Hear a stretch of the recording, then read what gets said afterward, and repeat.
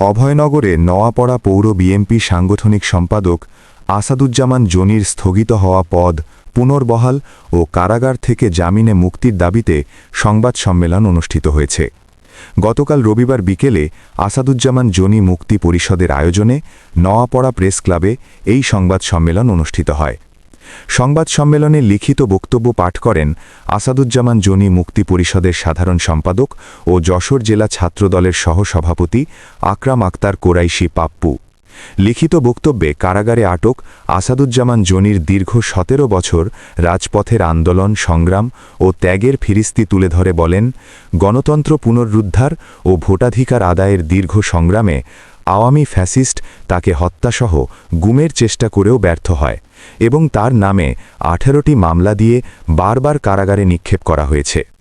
লিখিত বক্তব্যে দাবি করা হয়, হামলা মামলা ও মৃত্যুর হুলিয়া মাথায় নিয়েও আসাদুজ্জামান জনি বিএনপির দুঃসময়ে অভয়নগরের রাজপথে প্রতিটি আন্দোলন সংগ্রামে নেতৃত্ব দিয়ে দলকে সুসংগঠিত রেখেছেন। সাধারণ নেতাকর্মীদের সব ধরনের বিপদে পাশে থেকে কর্মীবান্ধব নেতা হিসেবে নিজেকে প্রতিষ্ঠিত করেন।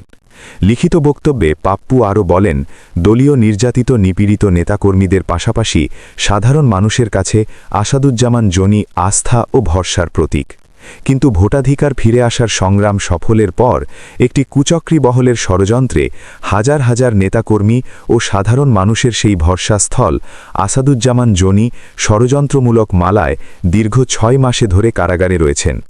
ভোটের প্রচারে ও ভোটাধিকার প্রয়োগের মাধ্যমে ৮৮ যশোর ৪ আসনে বিএনপি মনোনীত ধানের শীষকে বিজয়ী করতে ভোটের মাঠে আসাদুজ্জামান জনিকে খুবই প্রয়োজন।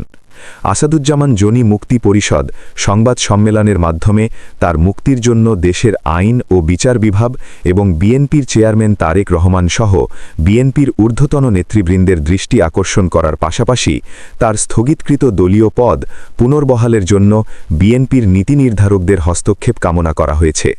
সংবাদ সম্মেলনে উপস্থিত ছিলেন আসাদুজ্জামান জনি মুক্তি পরিষদের সভাপতি ও চলিশিয়া ইউনিয়ন বিএনপি সভাপতি মোহাম্মদ আলী বেগ সোনা, নওয়াপড়া পৌর বিএনপি সহসভাপতি আব্দুর রশিদ, বিএনপি নেতা সম্রাট হোসেন বাবু, আলতাফ হোসেন, জহির রায়হান, সাইদুজ্জামান সাগর, যুবদল নেতা হারুন অর রশিদ, ছাত্রদল নেতা নয়ন হোসেন, আসাদুজ্জামান জনির ছোট ভাই শ্রমিক নেতা সাইফুজ্জামান টনি সহ বিএনপি ও অঙ্গ সহযোগী সংগঠনের ২ শতাধিক নেতাকর্মী।